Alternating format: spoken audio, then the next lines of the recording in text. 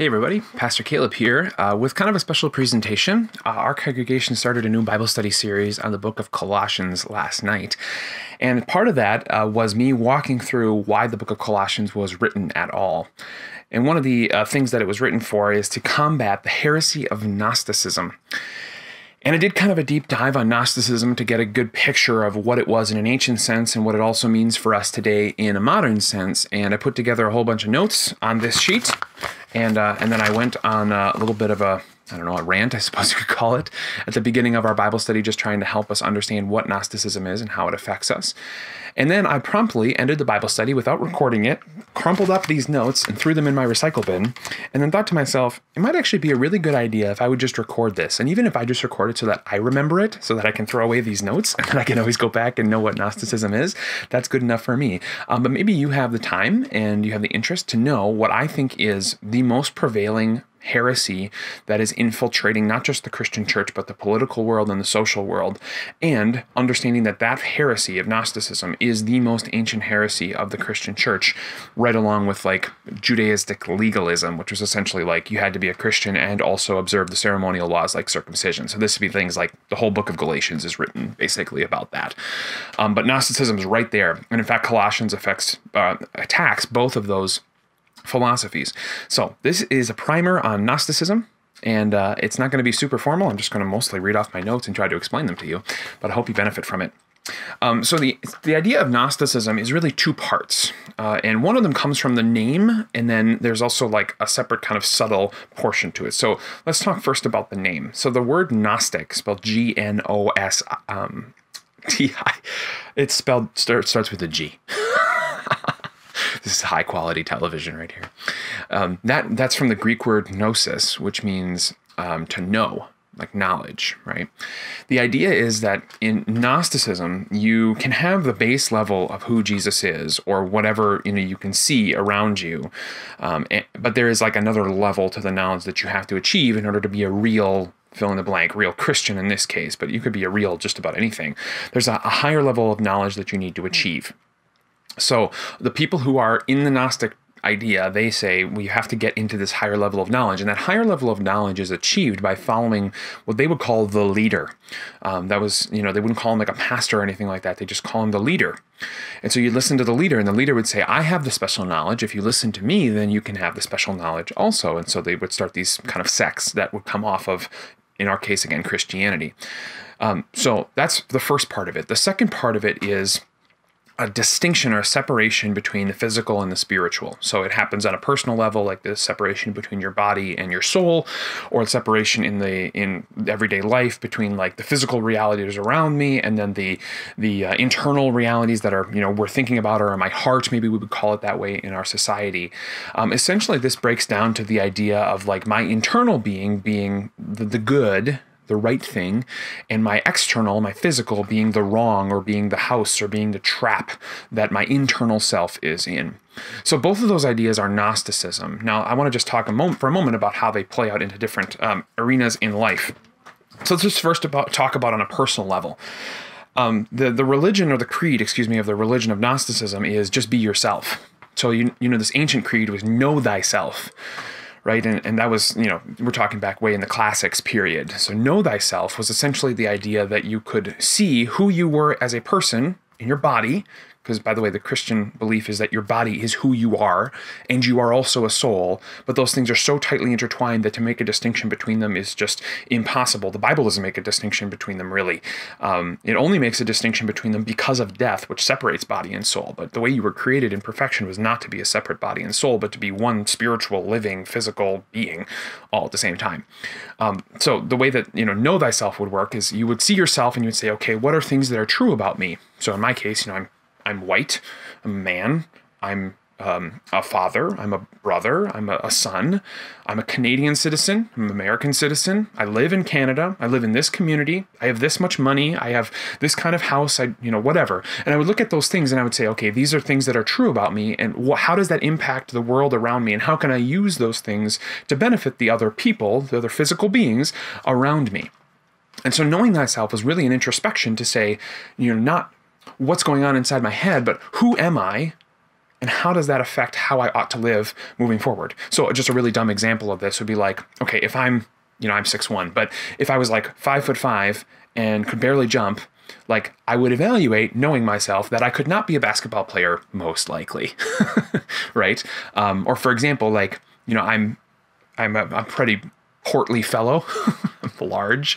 I'm not going to be a gymnast, right? That's knowing myself. Or you could even talk about personality traits this way. Okay, so I'm more introverted than extroverted. Like I know myself enough to say I can be around people, but I can only be around people for so long before I get exhausted. That's knowing yourself, right? The switch in Gnosticism is that it becomes be yourself. So in other words, you would say, I don't care what the realities are around me or in me or who I am, who my physical body restricts me to be, and I'm just going to do whatever I want to do. Now, I'm sure your mind is running to a couple of different examples about how this plays out in social life right now, where people are kind of pushing this idea of the authentic self, the person that I really am on the inside. My body doesn't define me, right? My body doesn't say who I am. I can be whoever I want to be. And frankly, we were fed this as millennials by the Disney generation that said, you can follow your heart, right? That's all Gnosticism. It's the idea that what is inside is more true or more right or more good than what is outside. But this isn't just a personal thing. It's also like an interactional thing. So when it comes to the way that your family raised you, for example, so if they raised you in a certain religion, or they raised you with certain values, or they raised you to see certain things certain ways, those would all be external physical realities that you ought to throw off because you are so enlightened in your inner self, and you ought to say, I'm not going to be defined by that reality, I'm going to define my own reality. So the way this works for Christian people is kids grow up and their parents raise them as Christians, and then they get to a place in their life where they start to hear enough of this messaging and they start to say, you know what, my parents have forced this religion on me, therefore it must be bad. Now, I think that's just really interesting because parents force a lot of things on their children, but children are not taught to believe that everything that parents force on their children is bad. But they will listen to messaging that says that their religion particularly is bad, which is why I think Gnosticism is a demonic thing, like Satan is doing this to the church. But in any case, they'll say, okay, well, my parents forced this upon me, therefore it must be bad. They won't look at the merits, they won't examine it, they won't dig deeper on it, they'll just say they forced it on me, therefore it's bad. I'm going to define who I am, I'm going to find myself, I'm going to do my own thing. That is all Gnosticism. All right, so know thyself is no longer the creed, it's be thyself, and it's to redesign yourself, kind of, is the idea. The way this also plays out in social interaction is then like looking for internal experiences as sort of the definition of my happiness, right? So the way that the great musician Jimi Hendrix said it is that the guitar is going to be the electric Bible. It's going to be the new thing by which we are defining ourselves, the new thing by which we learn. And his idea was that, music, because it's this sort of internal euphoric experience, is going to define how I feel about things. And he knew that he could use music to create messaging that in his case was going to try to work on some political things in the late 60s and early 70s, but this has continued on as people have used music with messaging in order to get people to believe things because of the euphoric experience. They say, well, because I feel good, therefore it must be true. Okay, so take this now out of the social realm and get it into like a worship church realm. First of all, you're going to get worship that is focused primarily on the emotions, because the physical, again, isn't what is important. What is important is the internal. So you're going to go and create a church that has emotion as the primary lever by which you're going to interact with God. Okay. Now understand, emotion is a real thing. God gave us emotions. Emotions are good. Worship can stir the emotions. There's nothing wrong with that. But when you understand God's presence only by whether I feel that he is there or I can sense his presence, that is Gnosticism, okay? This is why being a Lutheran is particularly important, because we value the physical elements of baptism and the Lord's Supper and the preached word and the absolution and forgiveness that comes from your pastor during the liturgy. These things are physical realities that are really important for grounding you in the reality of the world around you and not just in your feelings. Now, I'm part of a church that uses music, and we want to use music to stir your emotions. Like, we're trying to do that because we believe that this is a thing that stirs our emotions. But we never would divorce that or use that to usurp the sacraments, the preaching of the word, and the confession and absolution that happens in the reality of our church, our physical bodies being together. Another way this happens, and I'll think of the knowledge part, the gnosis part, is that you'll get these charismatic leaders in churches who will say, yeah, Jesus, but you also have to be part of my church, or you have to follow my church's philosophy, or I received this vision from God, or I heard this message from him, or I've been given a word to speak into existence, or you just have to sow a seed of sow a seed of faith into my ministry. These charismatic leader ideas, this is all Gnosticism. This is saying Jesus, but also me. Jesus, but also my church. That is Gnosticism, and that is absolutely terrifyingly dangerous. I hope my church is never defined by me. If it ever starts to become defined by me, I will feel terrible and I will probably leave because my church does not need to be defined by me. It needs to be defined by God. And what God says is true: word, sacrament, confession, and absolution. Anybody should be able to step into my shoes as the pastor and be able to give my congregation those three things: word, sacrament, and confession and absolution, because those are the physical realities by which God comes and gives us the forgiveness of sins. That doesn't mean that if you're famous as a pastor, you're sinning, but the idea is that you wouldn't try to say to people, if you're with me, then you're right. Right? In fact, I love when famous preachers will say, you can listen to my messages on podcast or YouTube or whatever, but go to your local congregation. Billy Graham was really good at this, actually, for all the things that you might not like necessarily about Billy Graham's theology. Like, he was really good at preaching the gospel and really good at connecting people to local churches. And that's a very blessed thing that he did. And I thank God for him in doing that.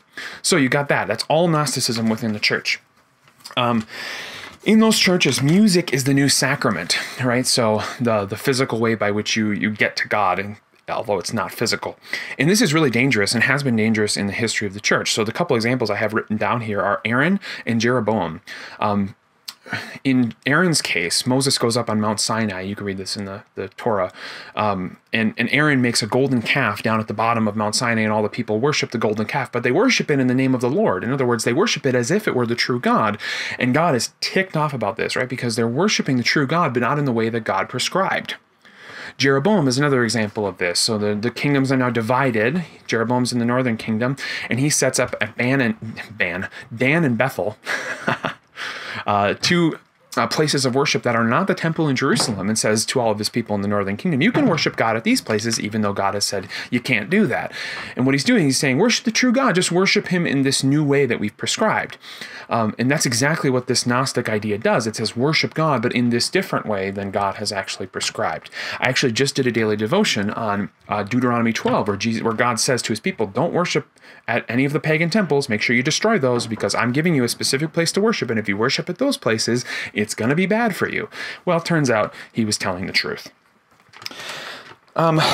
So what you end up with if you fall into a Gnostic theology is essentially universalism, first of all, because then you can't define whether a person is a believer or not.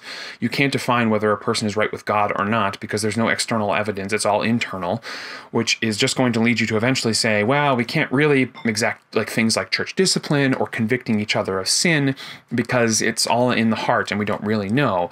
And the result is you get a lot of these congregations who they've taken away the sacraments, they've taken away church discipline, they've taken away the ideas of church membership, which I have my issues with church membership, but I'm still in the business of saying, if you're going to commit to a church and put yourself under the authority of the pastor of that church and in the encouragement, support, and conviction of the other Christians who are in that congregation. Like, I'm all for that. But there's churches who just abandon that. They say, just come to our church or don't come to our church. We're all about love. Well, that's not really how the Bible talks about what it means to be part of a congregation. Yes, God is love, and God gives love through the word and the sacraments, which are physical realities, not just spiritual things. Here's the big problem when it comes to Christianity, is that if you have a God who is only experienced internally, then you don't have a God who can save anyone. I'll repeat that. If you only have a God who you experience internally, you don't have a God who can save everyone. Because only people who are able to have the internal experience, or gnosis, knowledge, achieve the higher level of thought, are able to be saved. But if you have an external God who works by external means, by word preached, by word announced, by water splashed on a person with his word, with bread and wine physically put into a person's body, then a person doesn't have to be having an experience or have a high level of intellect in order to be saved. And it can be actually more so by grace alone, through faith alone, that God saves. I would in fact say that Lutherans, because we have the physical realities of God's means of grace, we are more by grace than by works. where we have to work up ourselves in an internal way. Another aspect of this, not just that an internal God can only save some people, but an internal God is also uncertain, right? Because you know as well as I do, your emotions are flighty. Like sometimes you're on a hot streak and you're feeling really good, and you have been feeling really good, maybe for weeks or months or even years, but you know that that doesn't last. And what are you going to do when you don't feel good about yourself, or you don't feel good about your life, or your emotions are really tough, or you're suffering with like a mental illness or something that like keeps you from being happy or feeling good, like depression or anxiety or something like this? Well, suddenly your salvation is not certain. I don't feel good about God, and therefore I'm not saved.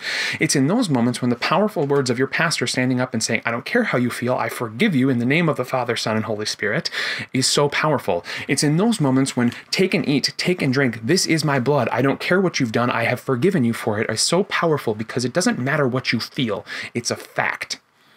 That's why this is so powerful of a heresy, and why what the Bible talks about is the physical reality of Jesus Christ, the man who was human, is human, has connected himself to humanity through his body and blood and his death on the cross, a physical reality with his physical resurrection from the dead, who has given us physical words to speak to each other that rattle our eardrums and give us the Holy Spirit, why that is such a beautiful, powerful thing.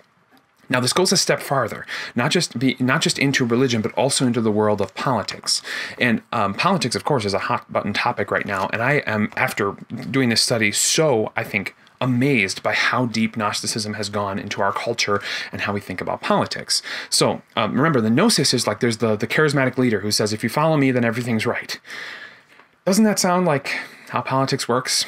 There's the leader, who cares what side he's on, says, if you follow me, and everything's going to be right. We're going to fix everything. Whatever the other guy did or didn't do or whatever, we're going to fix that. And if you follow him, then you're right, and you're going to find utopia. We're going to get utopia if you vote for this guy. And actually, part of Gnostic thinking is that if you don't follow the charismatic leader, then you're going to get dystopia. And isn't that exactly what both sides of the political spectrum are saying about the other sides? If you vote for him, we're going to get more violence. If you vote for him, we're going to get probably more violence. And like, it's just this idea of like, well, you have to vote for the right guy or you're going to get dystopia. And that is putting someone else in the place of God, right? It's saying, Jesus, yes, he is part of me, but I also need political leader A or B to be the person who saves me, who makes everything right, who fixes the world around me. And that's not okay. That's Gnosticism. But it isn't just about which side of the aisle you're on. There's also just these ideas of like, okay, I'm trying to work for a higher good, but that higher good is nebulous and ethereal, and it's almost spiritual, to use the word, instead of working for the good of the physical realities that are right around me. So 2 examples I'm going to give you, environmentalism and humanitarianism. Now understand, Christians are deeply concerned about the well-being of all people, and we care about being good stewards of God's creation. But these 2 movements have really become almost spiritual realities that people are reaching for instead of actually doing like on-the-ground work to change the things that are going wrong in the world around them. So, people will say like, well, we need to do such and such thing in order to fix the environment. Well, whatever, like I'm not talking about the validity of whether the environment needs to be fixed or not. I'm just saying, what does that even mean? Like, what does it mean to fix the environment? Okay, people say like carbon neutral. Okay, well, what does that mean? And how do we know that's even going to work? Like, there are so many factors to environment. Like, I would love to see a very specific defined list of these are the things that need to change, and here's how we know by facts that they're going to be changed. Like, then I could know what the physical thing I have to do in my daily life today would be. But we just don't get that. We get this spiritual, like, just care about the environment. And remember, I'm saying we care about the environment. But do you see how this is a spiritual reality that we're supposed to reach for? Instead of thinking, okay, what can I do on the ground for the good of the world around me? Like, I can't fix, like, the pollution in China if that's affecting the economy. Or I can't fix what's going on in Sweden or Germany or whatever. Like, I can fix what's going on in my house. And am I doing things that use God's gifts rightly? Not defining my environmentalism, if you want to call it that, by what the world tells me is good environmentalism, but actually looking at what the scripture says about how I'm supposed to use the gifts that God gave me in plants and animals and creation and material. How am I supposed to do those things? And if you don't have a good biblical answer for that, well, then stop listening to the preaching of the world and start listening to the preaching of your God. Humanitarianism is kind of the same thing, right? Again, we care about all people. We want all people to be saved and to be protected and safe. We want all these things. But I think oftentimes we think about humanitarianism as this big idea out here that we're supposed to support and do things for, when we won't even take the time to actually know what's going on in our next door neighbor's life, or even take the time to listen to our wife and care about her emotions, or spend time loving our children. I mean, that is the height of Gnosticism, to say there is this big spiritual reality out there that I have to work for when I have literal flesh and blood people that are right in front of me who I'm not taking care of. To see yourself as both a physical and spiritual being, and to see other humans as also other spiritual, physical beings, is Christianity. That's why I believe when God said, love your neighbor as yourself, he used the word neighbor very particularly, so that we would understand that our love and how we express our reflection of God's love, the thanks that we have for him giving us salvation, is done first and foremost to the people in our immediate vicinity. The way that the Lutherans would talk about this is the doctrine of vocation. I am called to be a husband. I am called to be a father. I am called to be a brother. I am called to be a Canadian citizen. I am called to be an American citizen. I am called to live in this neighborhood at this time in the world's history. And my call is to love those people, serve those people or those things in the way that they have been prescribed to be served. And then to think about all those other realities, that's something God can take care of. And actually the best thing for me to do about those things would be to pray. But I'll be honest with you, I don't pray about those things very often, which shows my sin and my tendency to fall into Gnosticism. Like I said, this is me confessing my sins to you. I struggle with this just as much as you do. But until we can name this beast and say that is false teaching, we will not be able to fight against it. So here's the conclusion. Go to your church, hear your pastor preach, hear your pastor absolve you of your sins with words. Take and eat Jesus' body and blood for the forgiveness of your sins, and remember the physical reality that Jesus bound you with him in baptism, in his death, buried you, and raised you up into life in a circumcision done without human hands, but by Christ through water and his word, so that you are part of the covenant, not because you feel like it, but because God has said ultimately you are, and his physical son has done all the work necessary to accomplish it. That will crucify Gnosticism. And that's good stuff. So if you stuck with me this whole time, I would love to hear your feedback on it. Send me an email. If you're listening on podcast, you'll hear my email address in a couple seconds, or put a comment on this video if you like what you found. I'll talk to you soon. And I don't know how to end one of these videos because it's just one of these special edition videos. So I guess that's the end.